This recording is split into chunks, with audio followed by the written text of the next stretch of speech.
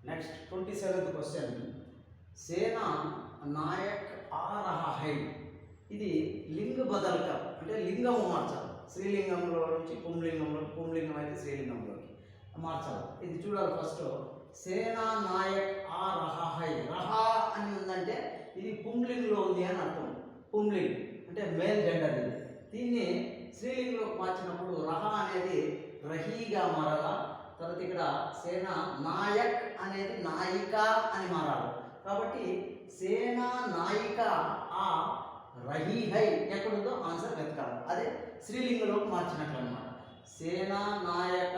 ఆ రహీ హై కాదు సేనా నాయిక ఆ రహీ హై నాయిక ఆ రహీ రైట్ ఇది రైట్ ఆన్సర్ ఇది నాయకోం అని అన్నారు ఇది రాంగ్ అనమాట సో కరెక్ట్ ఆన్సర్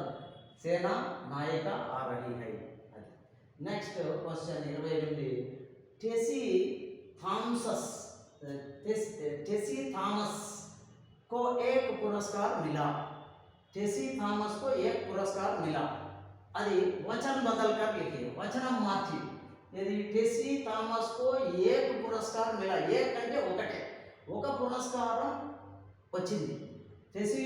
थॉमस కు ఒక పురస్కారం వచ్చింది ఒక అవార్డు వచ్చింది దీన్ని బహువచనంలోకి మార్చాలి వచనం మార్చడం అంటే ఇది ఏకవచనంలో ఉంది బహువచనంలోకి सो टेसी थॉमस को अनेक पुरस्कार मिले मिले राइट इधे आंसर करेक्ट अनेक एक की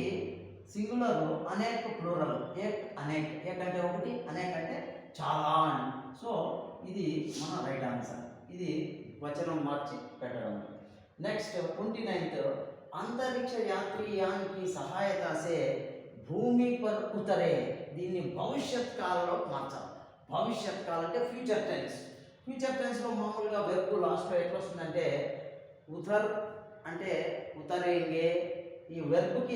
వెర్బ్ లాస్ట్లో ఉండే ఉతరే అనే క్రియ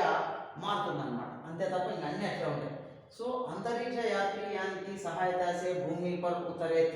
థే వచ్చిందంటే ఇది కాదు పాస్ట్ టెన్స్ అంటే భూతకాలం జరిగిపోయేదానికి థే అని వస్తుంది नेक्स्ट अंतरिक्ष यात्रीयान की सहायता से भूमि पर उतर रहे है हई हई అంటే ప్రెజెంట్ టెన్స్ అన్నమాట ఇప్పుడు ఉంది అని ఇప్పుడు కూడా కాదు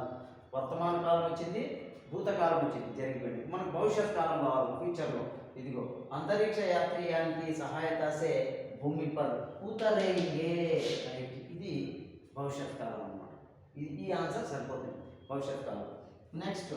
వహనే యా కామ్ కియా ఇది శుద్ధ రూప్ శుద్ధ అంటే